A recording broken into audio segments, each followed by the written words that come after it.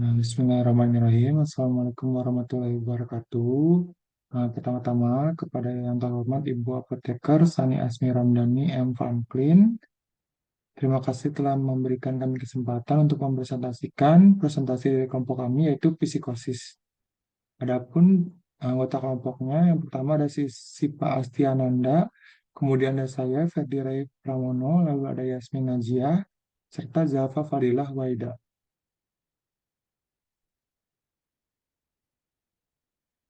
Yang pertama ada pendahuluan, yaitu definisi menurut Madeline Plus yang diadopsi oleh Kuncoro menyatakan psikosis is a loss of contact with reality, usually including false ideas about what is taking place or who one is dalam kurung delusion, and seeing or hearing things that aren't there dalam kurung hallucination. Kuncoro 2009. Yang mana psikosis adalah kelainan jiwa yang ditandai dengan hilangnya kontak dengan realitas, biasanya mencakup ide-ide yang salah tentang apa yang sebenarnya terjadi, delusi atau melihat atau mendengar sesuatu yang sebenarnya tidak ada, dalam kurung halusinasi. Untuk selanjutnya ada teologi yang akan dijelaskan oleh saudari Sipa. Dipersilakan. Baik, di sini ada etiologi. Yang pertama, terjadi karena fungsi jaringan otak terganggu atau rusak akibat terlalu banyak minum minuman keras. Kedua, akibat obat-obatan terlarang, marijuana, LSD, kokain, sabu-sabu, dan sebagainya. Ketiga, psikosis yang terjadi akibat luka atau trauma pada kepala karena kena pukul, tertembak, kecelakaan, dan sebagainya. Yang keempat, psikosis yang terjadi akibat infeksi sipilis yang kemudian menyebabkan kerusakan sel-sel otak. Terima kasih. Terima kasih Sipa. Lalu selanjutnya ada patofisiologi yang akan dijelaskan oleh saudari Zalfa. Dipersilakan.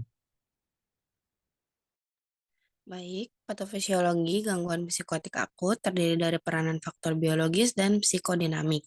Faktor biologis berupa peningkatan respons sistem dopamin, sedangkan faktor psikodinamik berupa mekanisme adaptasi yang mengarah pada gangguan psikotik. Psikosis yakni gangguan persepsi pikiran dan persepsi yang timbul dari imajinasi sebagai kenyataan, mencakup delusi dan juga halusinasi, menurut Katona dan Robertson 2012. Terima kasih. Terima kasih Zalfa. Lalu ada preferensi yang akan dijelaskan kembali oleh saudari Siva. Dipersilakan. Baik, di sini ada prevalensi. Prevalensi psikosis prevalensi psikosis 1,8 per 1000 penduduk menurut Riskesdas tahun 2018 sedikit lebih tinggi dibandingkan hasil Riskesdas 2013 yang menyebutkan prevalensi psikosis 1,7 per 1000 penduduk dengan metode sama seperti yang disebut di atas 1,5 per 1000 penduduk. 9,11 pada laporan Riskesdas 2013, analisis dan pembobotannya tanpa memperhitungkan jumlah no respon pada setiap rumah tangga. Riskesdas tahun 2013 dan 2018 sama-sama menilai prevalensi seumur hidup. Apabila dibandingkan dengan prevalensi seumur hidup, psikosis secara umum yaitu 7,49 per 1000 penduduk. Angka ini masih lebih rendah. Hal ini dapat disebabkan oleh karena metode yang hanya menanyakan pada kepala rumah tangga dan hanya apabila ART tersebut sudah pernah didiagnosis oleh tenaga kesehatan, menurut Sri Idayani DKK tahun 2018.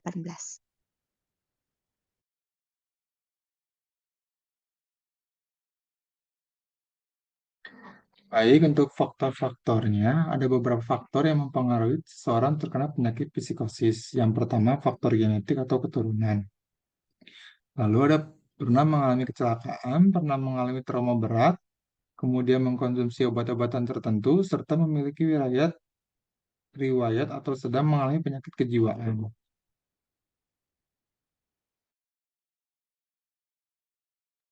Untuk selanjutnya ada manifestasi klinis yang akan dijelaskan oleh saudari Zalfa. Dipersilahkan. Baik, manifestasi klinisnya, salah satu manifestasi klinis utama yang terlihat adalah penurunan fungsi kognitif menurut Gliski 2007. Konsekuensi dari psikosis adalah kualitas hidup yang turun. Kualitas hidup yang dimaksud adalah kemampuan untuk melakukan peran sosial sebagai manusia, seperti misalnya sebagai pekerja, pelajar, teman, dan yang lainnya. Manifestasi klinis yang lain ialah berhalusinasi, berbicara melantur atau tak teratur, kecemasan yang berlebihan, mengalami gangguan tidur, dan juga sulit berkomunikasi dengan orang lain. Terima kasih. Terima kasih, Zalfa. Lalu ada diagnosis yang akan dijelaskan oleh saudari Siva kembali. Dipersilakan Siva. Baik, terima kasih. Di sini ada diagnosa psikosis, yaitu harus ada bukti adanya gangguan yang menunjukkan keterputusan dengan realita. Dan ini bisa diamati melalui kekacauan berpikir, berbicara, persepsi, efek aktivitas psikomotor, fungsi interpersonal, dan kemauan, menurut Austiran tahun 2000. Terima kasih. Terima kasih, Siva. Lalu ada terapi farmakologi yang akan dijelaskan oleh saudari Yasmin. Dipersilahkan. Baik, terima kasih. Di sini ada terapi farmakologi yang umum digunakan untuk penanganan awal adalah antipsikotik atau benzodiazepin. Pemberian obat antipsikotik ini harus diikuti evaluasi 1 sampai 3 minggu pertama sampai dosisnya optimal. Nah, antipsikotik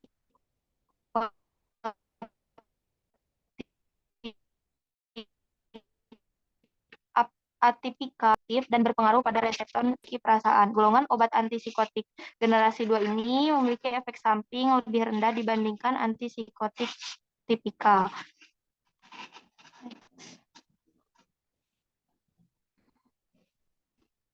Nah, berikut daftar obat antipsikotik sesuai Pedoman Nasional PNPK Ilmu Kedokteran Jiwa. Di sini ada obat antipsikotik generasi pertama, seperti kloropromazin, dosis anjurannya 300 sampai 1000 mg per hari, sediaannya tablet. Kemudian perfenazin 16 sampai 64 mg per hari, bentuknya tablet. Kemudian trifoluperazin 15 sampai 50 mg per hari, bentuknya juga tablet. Kemudian ada haloperidol per hari, bentuknya tablet. Ada injeksi surat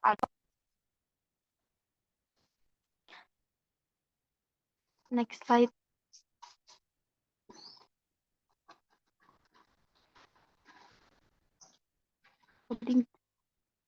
Nah, kemudian ada antipsikotik generasi kedua atau disebut antipsikotik atipikal. Obatnya itu ada aripiprazol dosis 10 sampai 30 mg per hari, bentuknya tablet dan injeksi. Terus clozapin 150 sampai 600 mg per hari, bentuknya tablet. Terus olanzapin 10 sampai 30 mg per hari, bentuk sedianya tablet dan injeksi. Ada juga quetiapin 300 sampai 800 mg per hari, bentuknya tablet IR, tablet extended release atau XR. Kemudian risperidon 2 sampai 8 mg per hari, bentuknya tablet, tetes dan injeksi long acting. Terus ada paliperidon 3 sampai 9 mg per hari, bentuknya tablet, dan zotepin 75 sampai 150 mg per hari, bentuknya tablet. Nah, dari dua generasi obat antipsikotik ini, untuk obat antipsikotik generasi pertama yang disebut obat antipsikotik tipikal itu lebih ke menghambat reseptor dopamin, sehingga efek sampingnya itu lebih kuat dan lebih berat gitu efek sampingnya dibandingkan obat yang generasi kedua atau atipikal. Nah, efek samping yang parahnya itu ada sindrom ekstrapiramidal, yaitu akibat dari obat antipsikotik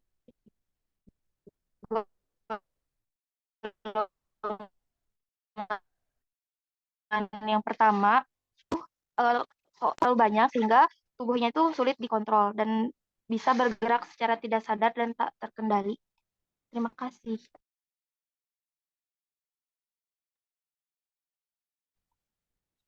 Terima kasih Yasmin. Untuk selanjutnya ada terapi non farmakologi yang akan dijelaskan oleh saudari Zalfa. Dipersilahkan. Baik, untuk terapi non-farmakoterapinya, menurut Sadok 2014, yang pertama, psikoterapi suportif individual atau kelompok adalah terapi yang disarankan karena mampu mengembalikan kemampuan untuk bersosialisasi kembali dengan lingkungan. Yang kedua, menciptakan lingkungan yang stabil. Dan yang ketiga, melakukan relaksasi atau meditasi. Terima kasih. Terima kasih, Gafa. Untuk selanjutnya ada hasil outcome terapi yang dijelaskan oleh Saudari Jasmine, dipersilahkan. Baik, terima kasih untuk hasil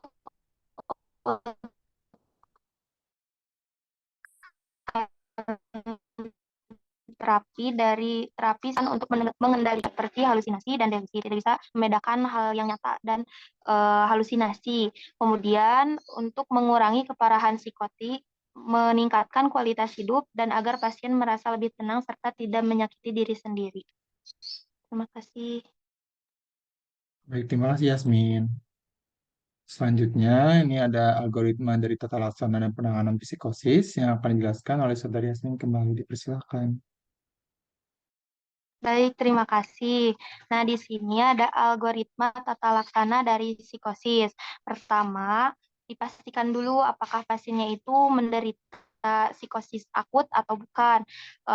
Contoh gejalanya itu, pasiennya itu ada pembicaraan yang kacau atau tidak relevan, adanya delusi, yaitu meyakini hal yang tidak nyata, kemudian ada halusinasi, perilaku yang tidak teratur dan agitasi, terus percaya bahwa pikirannya itu diatur oleh seseorang, kemudian menarik diri dari kehidupan sosial dan kemampuan mengurus dirinya sendiri yang terganggu. Nah, tanya juga kepada pasiennya atau pengantarnya, kapan mulai terjadinya gangguan ini dan apakah sebelumnya itu pernah mengalami gangguan seperti ini, serta ditanya juga detail dari gangguan yang terjadi sebelumnya. Nah, kemudian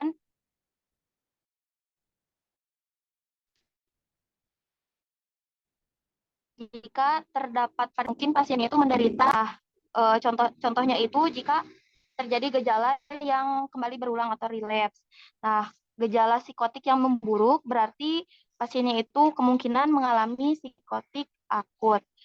Kemudian pasiennya itu harus dihilangkan juga gitu, dipastikan untuk menghilangkan kemungkinan gejala psikotik yang terjadi. Bisa kemungkinan karena penggunaan alkohol atau obat-obatan, kemudian delirium akibat kondisi medis seperti sepsis, cedera kepala, atau cerebral malaria. Nah, jika pasiennya sudah didiagnosis mengalami gejala psikotik akut, tata laksananya itu pertama bisa diberikan edukasi kepada pasien atau yang mengantarnya mengenai psikosis dan cara penanganannya. Kemudian mulai berikan obat antipsikosis yang sudah dijelaskan tadi, generasi 1 atau generasi kedua. Kemudian jika ada, berikan intervensi psikologis ataupun sosial seperti terapi keluarga atau sosial, misal ke psikolog. Kemudian fasilitasi untuk rehabilitasi, lakukan follow up secara reguler, dan pertahankan harapan yang realistis dan optimis. Catatannya, jangan berikan obat antikoligenerik secara rutin untuk mencegah efek samping dari antipsikosis. Kemudian, misal jika pasiennya itu mengalami gejala yang sudah dijelaskan tadi selama lebih dari 3 bulan, kemudian kemungkinan pasien tersebut tuh didiagnosis mengalami psikosis kronis karena gejala yang terjadinya itu sudah lama. Untuk tata laksananya, pertama bisa diberikan edukasi kepada pasien atau yang mengantarnya. Jika pasien tidak sedang dalam pengobatan apapun, berikan pengobatan seperti untuk pasien psikosis akut. Perhatikan ketepatan dan ketaatan minum obat. Jadi, obat yang dipilihnya itu bisa sama seperti yang psikosis akut. Jika pasien responnya tidak baik, maka bisa ditingkatkan dosis medikasi atau diganti obatnya. Jika ada, berikan intervensi psikologis atau sosial seperti terapi keluarga atau sosial, lakukan follow up secara reguler, dan pertahankan harapan yang realistis dan optimis. Terima kasih. Terima kasih Yasmin. Berikut ini daftar pustaka dari kelompok kami. Itu tadi presentasi dari kelompok kami, kelompok psikosis. Terima kasih atas perhatiannya. Mohon maaf apabila ada kesalahan. Apabila ada pertanyaan, silakan ditanyakan. Sebagai penutup, Assalamualaikum warahmatullahi wabarakatuh.